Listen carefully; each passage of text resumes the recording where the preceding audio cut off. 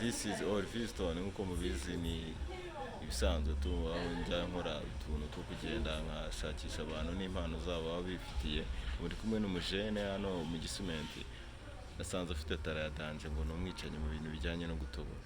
ese koko ndishaka kumwibariza kuko ibibora akora ni ibyanya cyangwa ni bamwe baba pirata abantu batera uburwayi bwansha umusore bimeze bite ikibazo cyawe ibi bintu kuko ni ubikora nk'ibintu by'akazi cyawe ibi bintu bikora gute Ni ibintu tubikora neza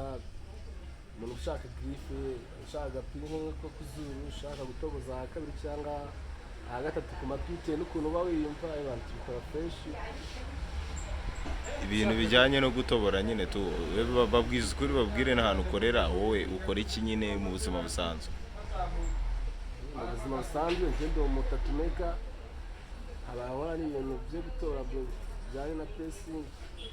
ushaka nka pine kuzuru dufite udupine twiza batubona hano mbere udupine twiza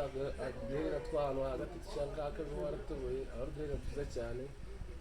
ushaka gutoboza ku mukondo cyangwa kuzuru dukoresha mashini urayibona bayita pisto dukorera boîte izamo hano iyi package yayo n'abantu bashaka kuzigura turazibagurisha ushaka kuyigura ushaka ko tuguha serivisi yo gutobora turayiguha dufite amavisi meza bita Cat England amavisi y'ama England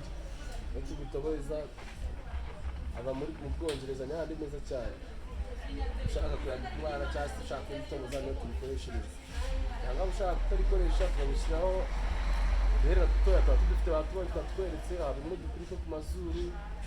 harimo uduherera tw'ahantu ha kabiri cyangwa gatatu cyangwa abantu bashaka gutoboza nka bene hano barahabona sorry ndabigukorera neza cyane ushaka na tatuwaje y'ingoyi turayiguterera ushaka tatuwaje ahandi ku wundi mubiri ahantu ushaka guteza ku wenda ku kuboko cyangwa se ku kuguru tukagutera kabisa ngo bimeze fresh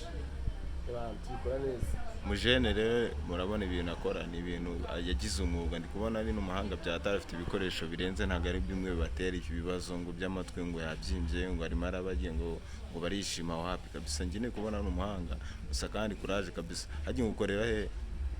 Ikaze house mu Gisimenti nubwo duhuriye mu Gisimenti ahangaha nko mu tubari hano mu Gisimenti murabona nje gukorera umukiriye ako mbari ku Ikaze house wahansanga tugukorera ntari ako njye ndi kubona ari umuhanzi musa ninde muhanzi musa wowe mumbwire basi umuhanzi ukunda kandi uzi musa koko mbwiza ukuri kabisa bana nk'umuhanzi abantu benshi bajya bakora ngo turasa cyangwa nanjye